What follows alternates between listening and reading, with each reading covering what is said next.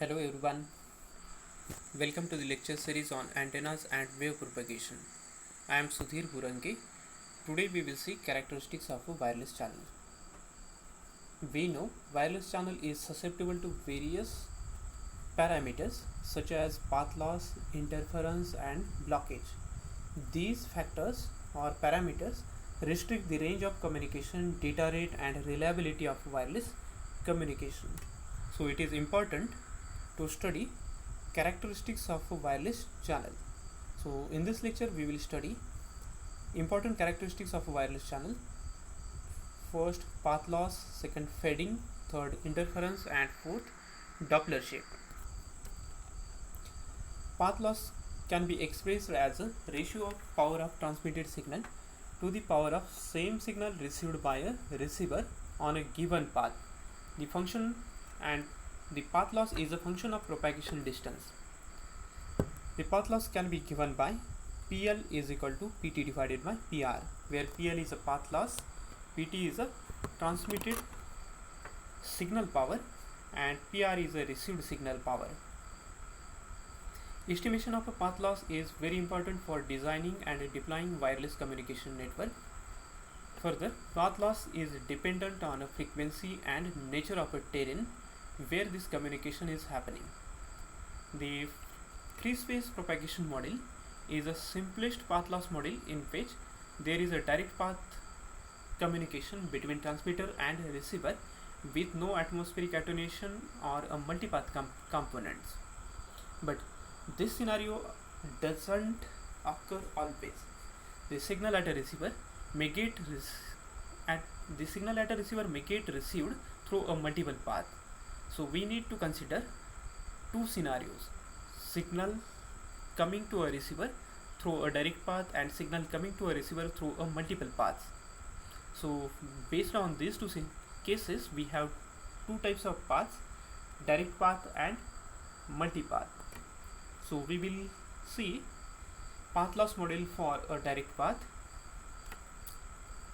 In this model, the relationship between the transmitted power and the receiver power is given by PR is equal to, where PR is a received signal power at a receiver, PR is equal to PT into GT into GR multiplied by lambda square divided by, in a bracket, 4 pi d bracket complete, a whole bracket square, where PT is a transmitted power, PR is a received signal power at a receiver, lambda is a wavelength, d is the distance between transmitter and a receiving antenna, GT and GR are transmitter and receiver antenna gains.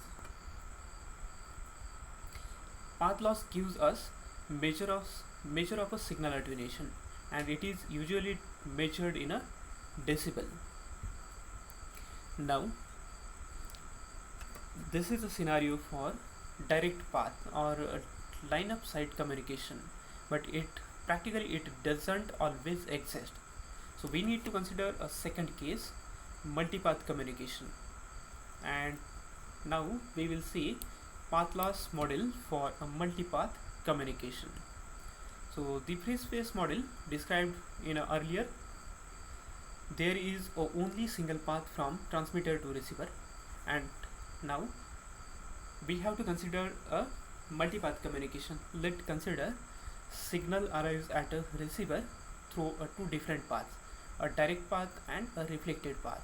For this case, the received power at a receiver is given by PR is equal to PT into GT into GR in a bracket HT square multiplied by HR square divided by d raised to power 4, a bracket complete, where PT is a transmitted power, PR is a received power, GT and GR are transmitting and receiving antenna gains, HT and HR are height of receiver and transmitter antennas, and D is the distance between transmitting and receiving antenna. So in a reality, the signal reaches the receiver through a multiple paths. The two-path model tries to capture this phenomenon. The model assumes that signal reaches the receiver through a multipath.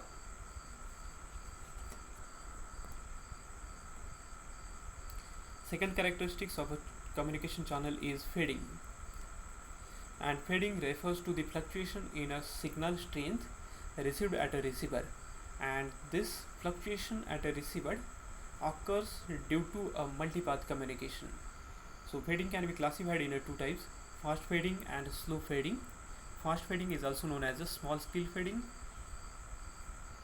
Slow fading is also known as a large scale fading.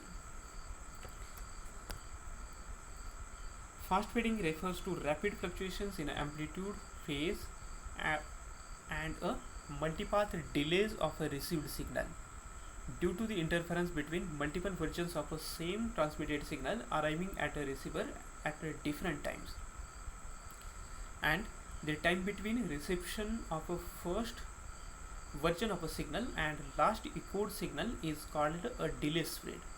The multipath propagation of a transmitted signal which causes a fast fading is because of three propagation mechanisms in a communication, and these are reflection, diffraction, and scattering. The multiple signal paths may sometimes add constructively or sometimes destructively at a receiver, causing variation in a signal power at a receiver. The received signal envelope of a fast fading signal is said to follow a Rayleigh distribution. Now we will see a slow fading. As its name suggests, slow fading itself implies that signal fades away slowly.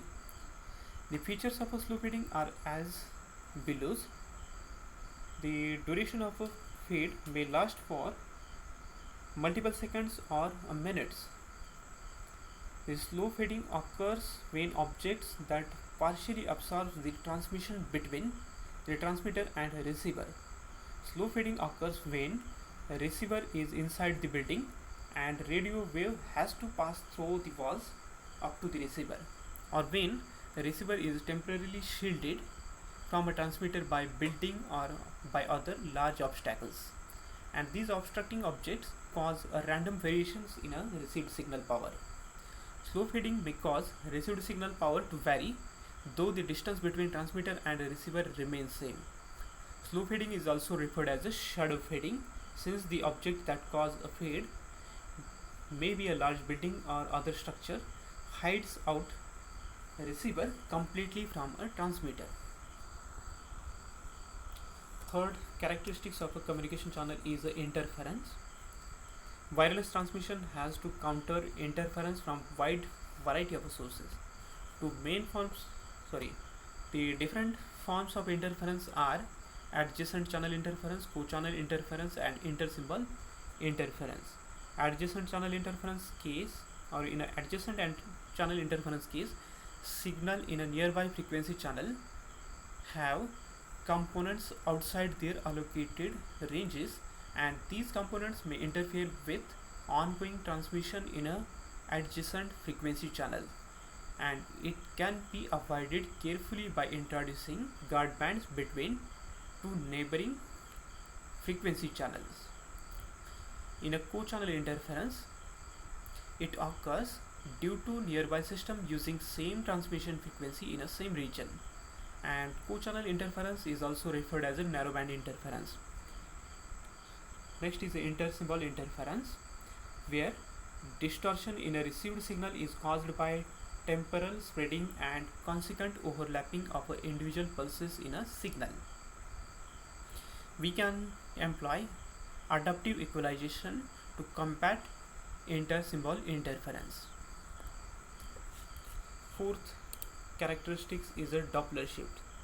So Doppler shift refers to the change in a frequency of a wave in a relation to and destination who is moving relative to the source, or Doppler shift occurs when transmitter of a signal is moving in a relation to the receiver. The relative movement shifts the frequency of a signal, making it different at a receiver than at a transmitter. In other words, we can say frequency perceived by a receiver differs from the one that was originally transmitted by a transmitter. Its Doppler shift is a consequence of the movement of a transmitter and a receiver relative to each other. So we have seen four important characteristics of a wireless channel, and these are path loss, fading, interference, and Doppler shift. Thank you.